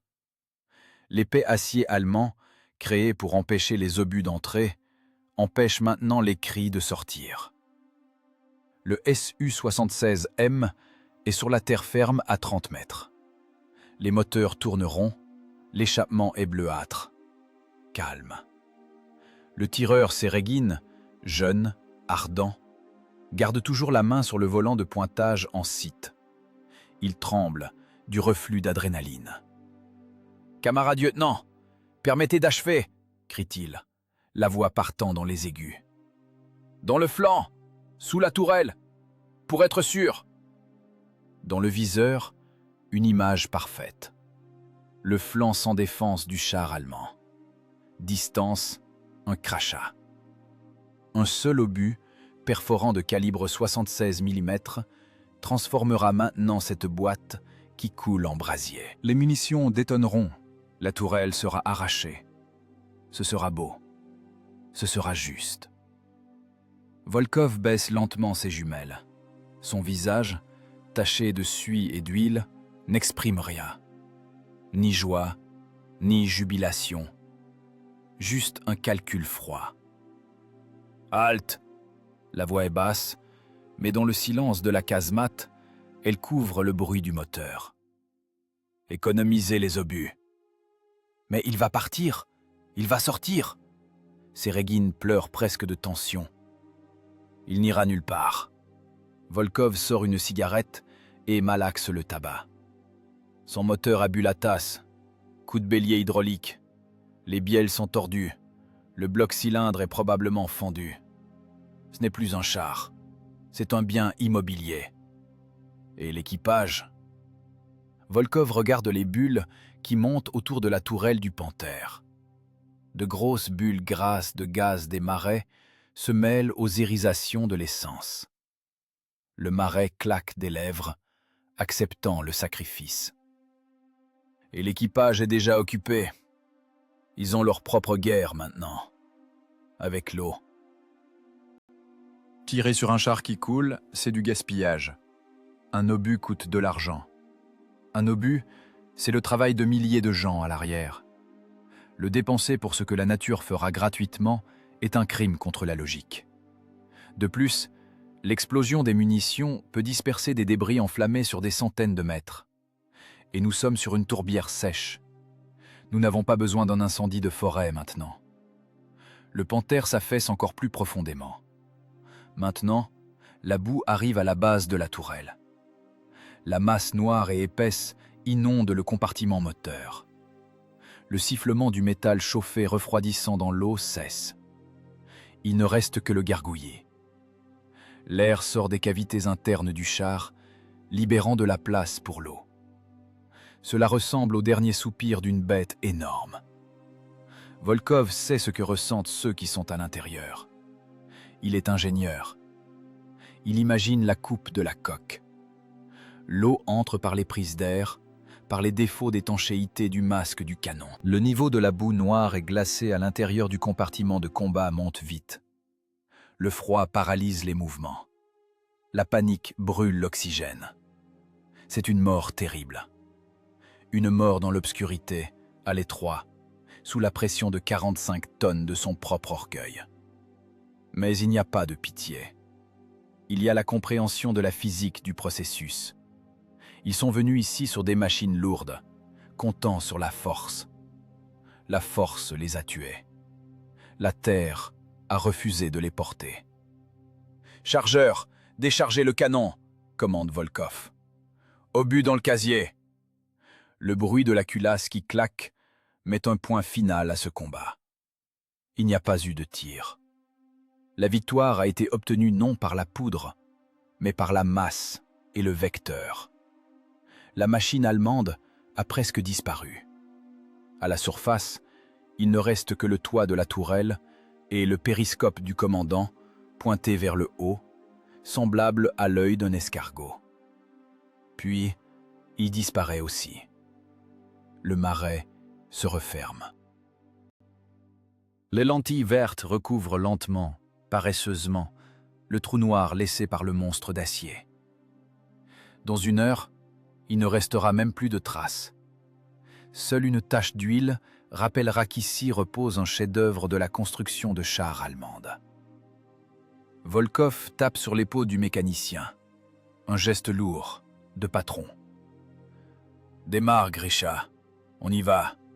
On a encore du travail. » Les moteurs gaz 203 rugissent, crachant un nuage de fumée. L'automoteur léger, pesant seulement 11 tonnes, fait demi-tour sur un mouchoir. Ses larges chenilles se posent doucement sur le sol, répartissant le poids de manière à ne pas rompre l'équilibre fragile du marais. Ils ne luttent pas contre le terrain. Ils coopèrent avec lui. Ils partent dans le brouillard, s'y dissolvant aussi silencieusement qu'ils sont apparus.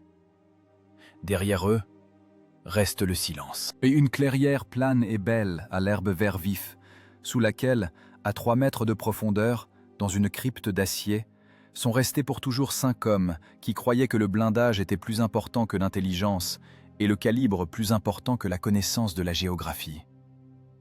Volkov ne se retourne pas. Il pense au carburant, à l'usure des chenilles, au fait que le mécanicien Grigoriev a accompli un miracle en ne cassant pas la transmission au demi-tour. C'est important. Et le Panzer qui coule, c'est déjà de l'histoire. Une statistique des pertes de la Wehrmacht. Une ligne dans un rapport que personne ne lira. Le combat est fini. La physique a gagné. La mort a pris son dû sans exiger de l'équipage soviétique un seul gramme de TNT. C'est cela, la haute voltige de la guerre. La destruction de l'adversaire sans dépense de ressources. Du travail propre. Devant, à nouveau le brouillard. À nouveau l'inconnu. Mais maintenant, l'équipage a quelque chose de plus qu'un simple ordre.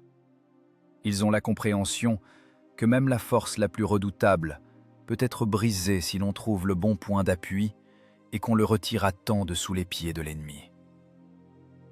Le soir de ce même jour, le soleil, rouge et lourd, se couche derrière la lisière de la forêt, inondant la position de la batterie d'une épaisse lumière ambrée.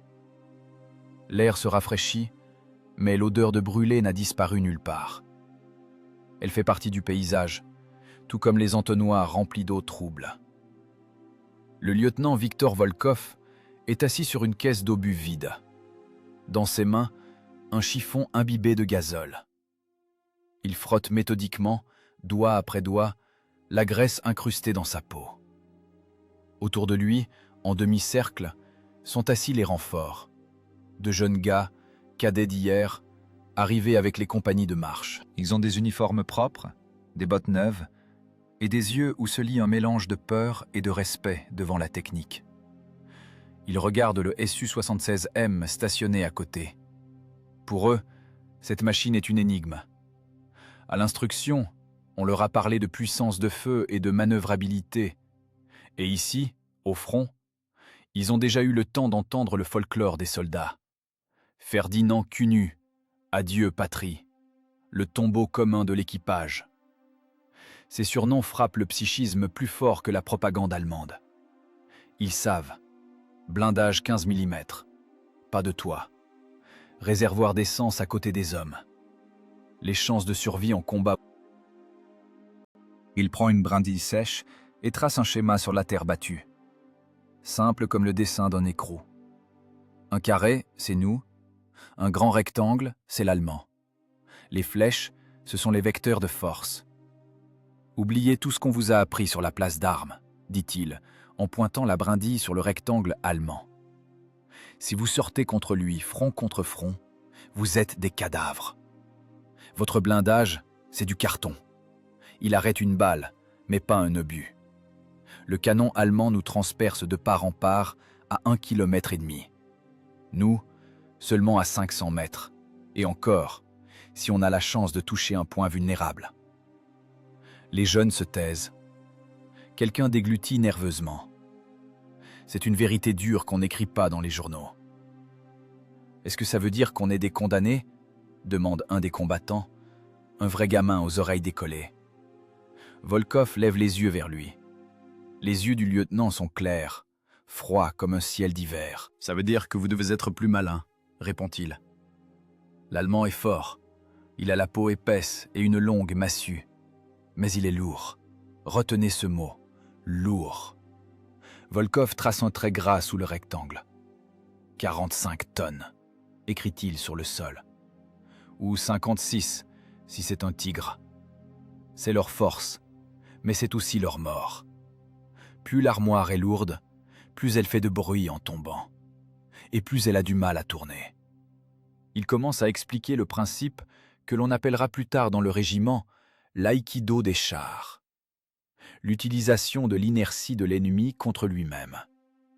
Volkov décompose le combat en éléments physiques comme on démonte la culasse d'un canon. Vous ne devez pas encaisser le coup, poursuit-il en traçant des arcs de contournement. Vous devez le laisser passer à côté de vous.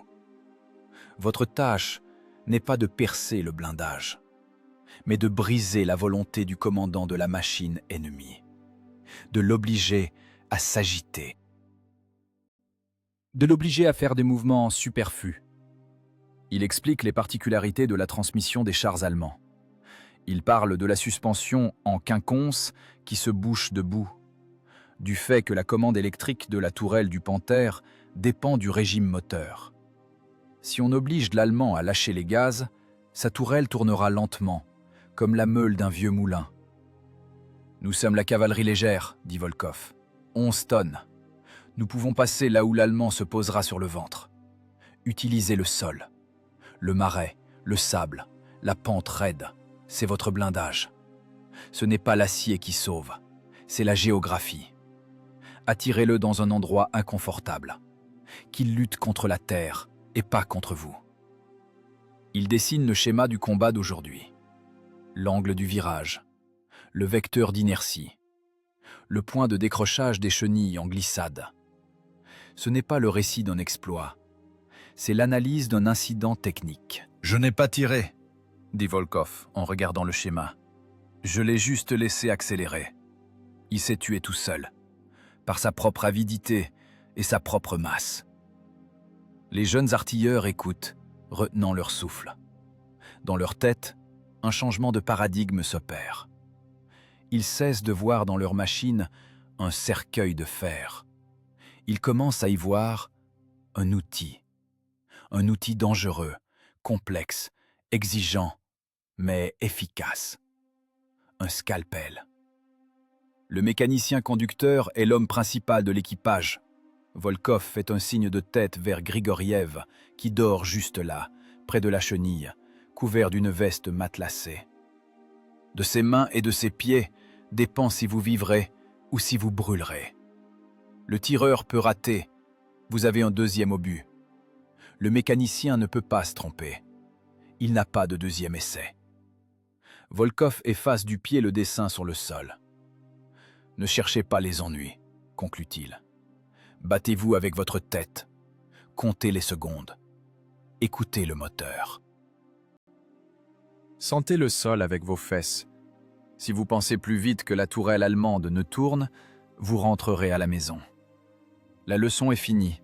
Pas d'applaudissements. Pas de questions. Juste la lourde compréhension du fait que la guerre est un travail sale, dur, où la connaissance de la physique est plus importante que la bravoure. Cette philosophie de Volkov se répand dans la batterie comme des ronds dans l'eau. L'école Volkov devient un standard tacite. Les nouveaux cessent d'avoir peur de la casemate ouverte. Ils apprennent à écouter la forêt, apprennent à distinguer le bruit des moteurs, apprennent à utiliser la manœuvre au lieu de l'attaque frontale. Dans les combats suivants, le régiment subira des pertes. C'est la guerre, on y tue. Mais les équipages passés par ces veillées du soir, près des caisses d'obus, survivront là où d'autres périssent. Ils pousseront les tigres sur des ponts fragiles qui s'effondrent sous leur poids. Ils fusilleront les Ferdinand dans les flancs, en arrivant sous le vent pour que le bruit de leur propre moteur soit emporté par le vent. Ils transformeront les défauts de leur technique légère et cartonnée en pièges mortels pour les monstres lourds et pâteaux de la Wehrmacht. Volkov se lève et poussette son pantalon. « Allez, extinction des feux !» lance-t-il. « Demain levé à 4:00. Vérification de la tension des chenilles. Celui chez qui je vois un mou de plus d'1 centimètre, je lui arrache la peau personnellement. » Il part dans l'obscurité vers sa tente. Silhouette solitaire et voûtée d'un homme qui porte sur ses épaules le fardeau de la responsabilité de ses vies de gamin. Ce n'est pas un héros. C'est juste un maître de son art. Un maître qui apprend à survivre dans la zone de la mort en utilisant les lois de Newton comme une prière. Et cette leçon, tracée avec une brindille sur la terre sale de Biélorussie, beaucoup de ceux qui sont assis ici s'en souviendront toute leur vie. Une vie que cette connaissance leur offrira. Printemps 1945, Allemagne, environ de Berlin. Dans l'air flotte une poussière de briques rouges. Elle bouche les narines, crisse sous les dents, recouvre le blindage des machines d'une couche mate uniforme. Ce n'est plus l'odeur des marais pourris de Biélorussie, c'est l'odeur de la pierre brûlée et de l'empire détruit. Le capitaine de la garde, Viktor Volkov, se tient debout, accoudé à la casemate de son Su-76M. Sur le flanc de la machine, par-dessus la peinture verte écaillée, sont peints au blanc de céruse le numéro et l'insigne de la garde. Cette garce a traversé avec lui la moitié de l'Europe. Elle a changé de chenille, de moteur, de canon, mais est restée la même boîte légère, ouverte à tous les vents, dans laquelle la vie de l'équipage ne dépend pas de l'épaisseur de l'acier, mais de la vitesse de réaction des neurones. La guerre finit. On le sent en tout. Dans le silence artificiel des pauses entre les tirs d'artillerie, dans le comportement des prisonniers qui marchent en colonne, regardant le sol, dans la sensation de la ligne d'arrivée qu'il ne reste que quelques pas à franchir. Volkov a survécu. C'est une anomalie statistique. Un commandant d'automoteur léger, ayant commencé son parcours de combat en 1943, a une espérance de vie théorique au combat de 3 attaques. Volkov en a survécu à des centaines. Il a survécu aux duels avec les Tigres près de Varsovie, aux embuscades en Poméranie, à la percée de la ligne de défense sur l'Oder. Il est devenu un grand maître de la guerre des moteurs. Il a appris à sentir les trajectoires des obus avec sa peau. Il a transformé sa machine vulnérable en instrument d'une efficacité absolue. Il enlève son casque, cheveux gris. Il n'a pas 30 ans, mais son visage sillonné de rides dans lesquelles la suie s'est incrustée. Il regarde la carte. Devant, un carrefour encombré par les débris d'un bâtiment effondré. Plus loin, la route directe vers le centre-ville. Le destin n'est pas une dame avec une balance. Le destin à la guerre, c'est la théorie des probabilités multipliée par la balistique. Et cette théorie a un sens de l'humour méchant. La mort ne vient pas sous la forme d'un obus de 88 mm de Tigre royal. La mort ne vient pas d'un Panzerfaust frappant d'un jet cumulatif dans le flanc. La mort arrive comme un hasard stupide et aveugle. Quelque part, à 3 pâtés de maison d'ici, dans les ruines, un membre du Volkssturm allemand, vieillard ou adolescent, tire en panique sur le cordon d'un mortier. Il ne voit pas la cible. Il tire juste en direction des Russes. La mine de calibre 81 mm décrit une haute parabole. Elle vole en faisant des tonneaux, défiant les lois de l'aérodynamique. C'est un tir perdu. Un déchet de guerre. À ce moment, Volkov explique au jeune mécanicien conducteur comment passer correctement les décombres pour ne pas arracher la roue folle. « N'accélère pas sur les briques », dit-il calmement. « La brique, c'est comme un roulement. La chenille glisse dessus. » La mine tombe à 10 mètres, dans un tas mou de sable et de plâtre. On n'entend presque pas l'explosion. Juste un claquement sourd, comme si un sac éclatait. Un seul et unique éclat. Un morceau de fonte déchiqueté de la taille d'une phalange. Il a une énergie cinétique suffisante pour percer la veste matelassée, l'uniforme et la cage thoracique. Le vecteur de son vol croise le vecteur de vie du capitaine Volkov en un point unique de l'espace et du temps. Volkov s'arrête au milieu d'un mot. Il ne tombe pas de manière théâtrale. Il s'affaisse simplement, glissant lentement le long du blindage de sa machine. Sur son visage, pas de douleur, de l'étonnement. L'étonnement de l'ingénieur qui a calculé toute la guerre, les équations les plus complexes du combat, mais n'a pas pris en compte une simple variable de chaos. L'équipage se fige. Grigoriev, qui a marché avec lui de Bobruisk à Berlin, rattrape le commandant. « Camarade capitaine, Vitia !» Mais la physiologie est irréversible. L'éclat a sectionné l'artère. Le cœur, qui a supporté les surcharges des duels de chars, s'arrête en quelques secondes. Le sang s'imprègne dans la poussière grise allemande. Volkov meurt 1 semaine avant la victoire. L'homme qui a joué les panthères et déjoué la physique dans les marais et tués par un hasard aveugle. Il n'y a pas de sens supérieur là-dedans. C'est juste la guerre. Une loterie sale où le billet gagnant peut être annulé à tout moment. Mais la mort d'un homme n'est pas la mort d'une idée. 2 jours plus tard, les rues de Berlin. L'enfer d'un sac de pierre. Les chars brûlent sur les avenues étroites.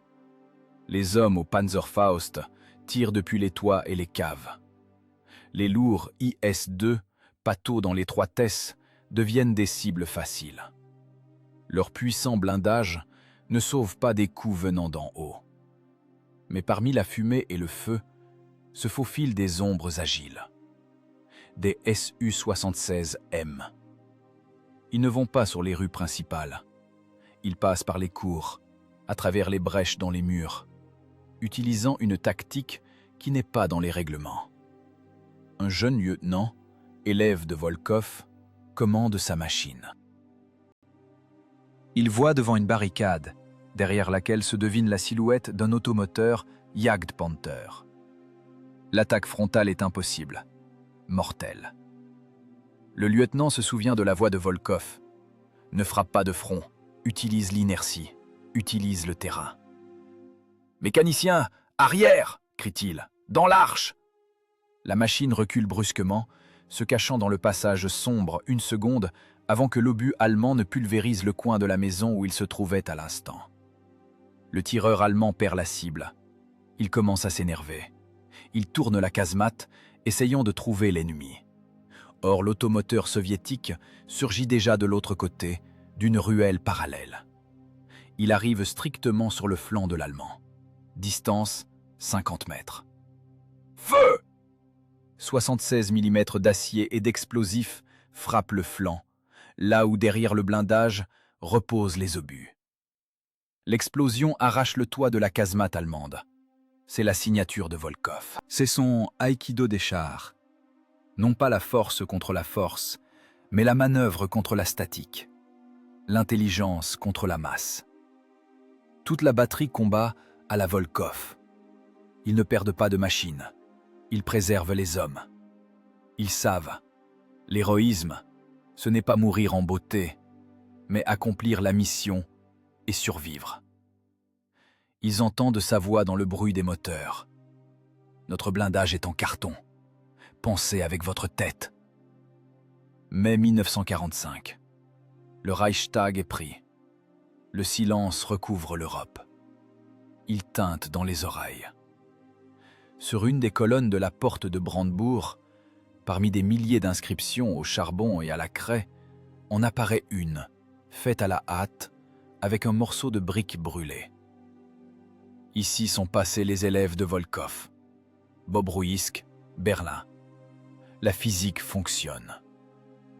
Cette inscription sera effacée par les pluies. Les Su-76 seront envoyés à la fonte. Le pays a besoin de métal pour la reconstruction. Les marais près de Bobruisk recouvriront les traces des chenilles. La rouille mangera le panthère noyé en 44. Mais la mémoire du maître restera. Elle restera non dans le granit des monuments, mais dans les réflexes de ceux qui ont survécu. Dans la compréhension que la guerre, ce ne sont pas les parades et les orchestres. C'est un travail dur, noir, où gagne non pas celui qui a le plus gros calibre, mais celui qui sait compter, attendre et utiliser les lois de ce monde à son profit. Viktor Volkov n'a pas vécu jusqu'au feu d'artifice. Son corps repose dans une fosse commune près de Berlin, sous une simple étoile en contreplaqué. Mais sa science a sauvé des centaines de vies. Ce n'est pas le fer qui gagne. Le fer est mort. C'est l'homme qui dirige le fer qui gagne. L'homme qui sait que même 45 tonnes d'acier mortel sont impuissantes face à 11 tonnes de calcul pur et froid. Finalement, l'inertie est amortie par le frottement. Mais la mémoire n'a pas de masse. Elle est éternelle.